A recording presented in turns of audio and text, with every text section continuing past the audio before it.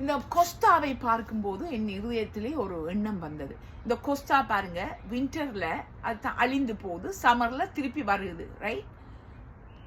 அதுக்கு யாருமே தண்ணி ஊத்துறதில்லை, நான் அதை மெயின்டைன் பண்றதே இல்லை, சண்டை பாடல வளருது, அழியுது, வருது. இதை நினைக்கும் போது நான் நினைத்தேன், இந்த மரங்களுக்கெல்லாம் ஆண்டவர் இப்படி ஒரு நியதியை வைத்து அதை யாருமே உடுத்துவது, வேதம் சொல்லுது, அதை யாருமே பராமரிப்பதில்லை, அதை உடுத்துவதும் இல்லை.